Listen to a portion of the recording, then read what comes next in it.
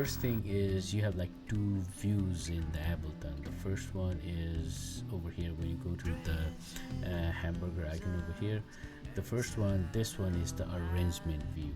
So when you click the other one over here, and this one is called the session view. These are like two views.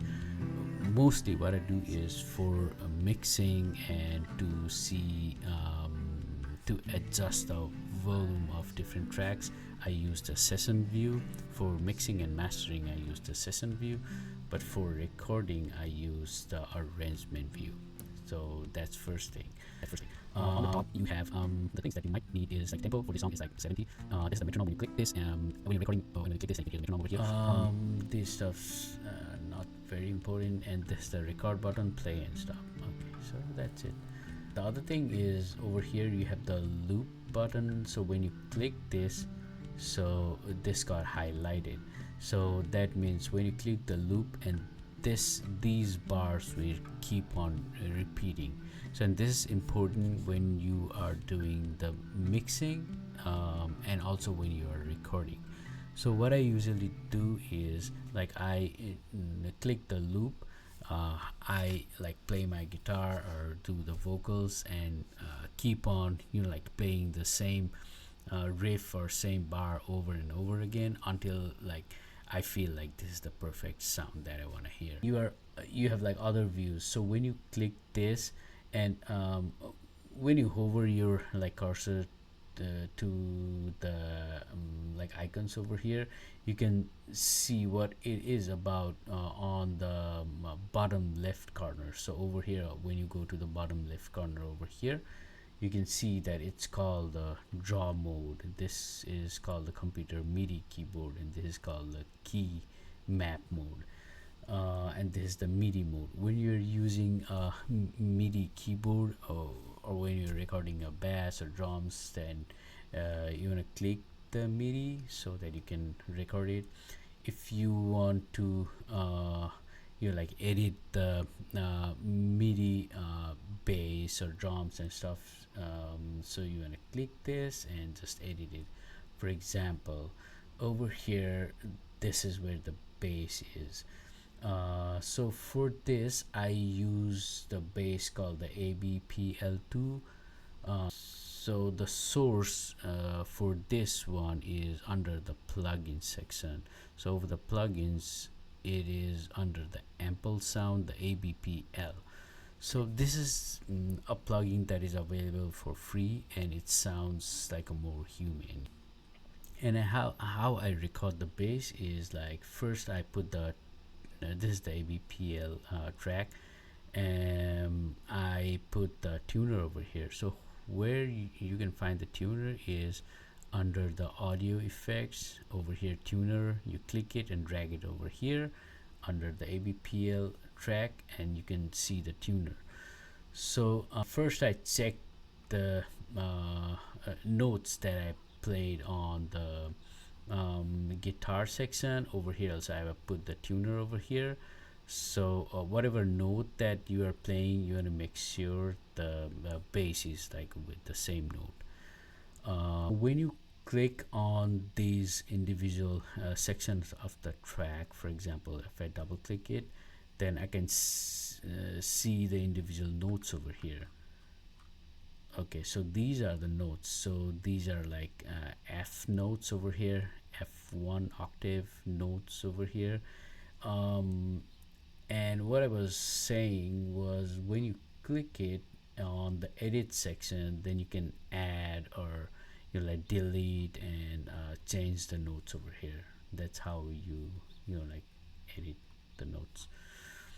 You can also change the velocity of the notes. For these notes, like it's the velocity is given over here.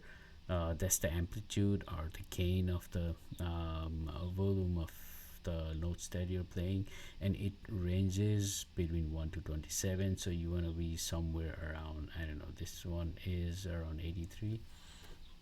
And another thing about how I record the bass is like I go along with whatever bass pattern that I have on my riff. I try to align my bass riff bass with the like main guitar riff, and more importantly, you want to align that with the kick of the drums. So these are like separate tracks for the drums. So first one is the kick, and then the snare, and then the hi-hat. So when I started recording, I used to record all of the different sections of the drum in one single track, like the kick, snare, and hi-hat in one single track.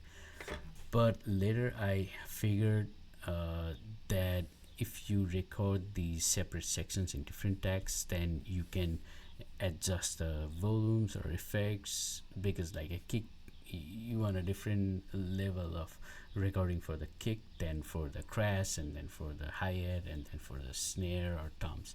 So you can, you like manipulate those sounds differently if you record them on different tracks.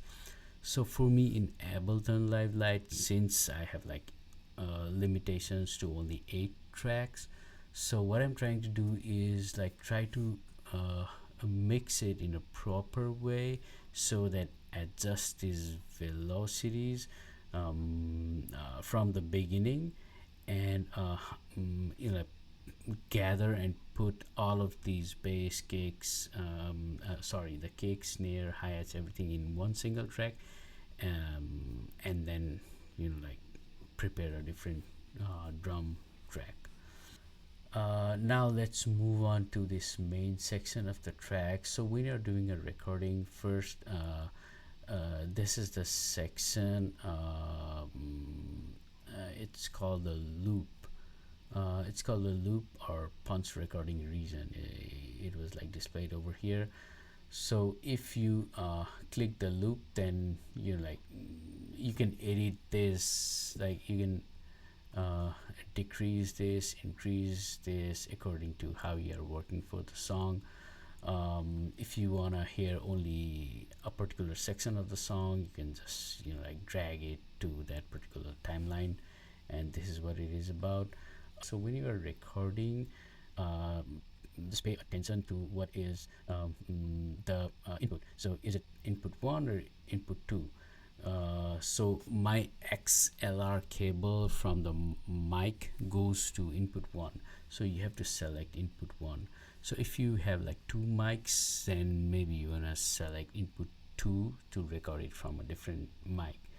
So just see what the input is, and if you are recording something over this track, then you have to highlight this record button, and after you record it, and it will be recorded over here but not over other tracks.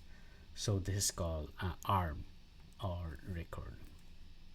And this S is if you want to hear only this track, then if you click on the S, then you can hear only this track. So if you uncheck it, then you will hear all of this. That's about it. And let's go to this section over here. This section, you have a library. Under the library, right now I have highlighted the audio effects. What you can do is, like, if you double click this section, and under the audio effect you have like different effects over here. So for the main guitar, the first effect after recording, the first effect I used was the saturator. So over here you click on the saturator and just drag it and drop it over here. The other one I used was a compressor, followed by an equalizer, and then finally the utility. So let me talk a little bit about the utility. Over here you have the gain. So this is about the volume of the track. So right now the gain is like 5 decibel, right?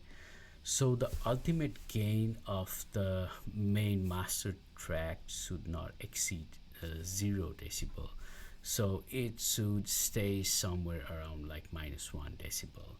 And before you do the mastering, when you are in the mixing phase, so it has to be somewhere around, like, individual tracks should be somewhere around like -7 or 8, like that. Because like after you do the recording, you want to add like other steps. I haven't added any reverb or anything over here. But if you add reverb, delay, chorus, over here like limiter and other effects, and that might change the volume. So you want like a headroom. That's called a headroom between like -7 until you reach the point of -1 of your final track. So let's see what the volume is like. If you go to the session view, then you can see the volume of the peak volume over here, and this is called a fader. The peak volume of the main track stays somewhere on like -7.58.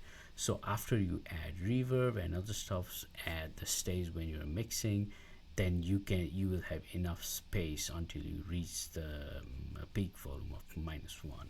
So the ultimate volume over here, this is the main master track. So these are the individual tracks. This is the session view. These are the individual tracks. That's about it. Base, what I did was I downloaded this software, and this software you can find under the plugins section, and over here it's called the Ample Sound, the ABPL. You can just Google it and download the plugin and go to options, settings. If you want to check it is downloaded, and over there you want to go into plugins, and you have to download it to the right path. So over there in your computer it should be under the VST2 plugin, so you have to make sure it is the like main file you have downloaded within this software, and only this that's how this Ableton will recognize where the software is downloaded. And before I like cross this, I want to show you, always check if you have the your audio is on. So first, the driver type should be ASIO. I'm using a Windows computer, so it has to be ASIO, and the audio device should be checked to Focusrite USB, and then only you can hear the sounds and everything. Just try to check this every time if you don't hear a sound. But for now, before I sign out, let's hear the song.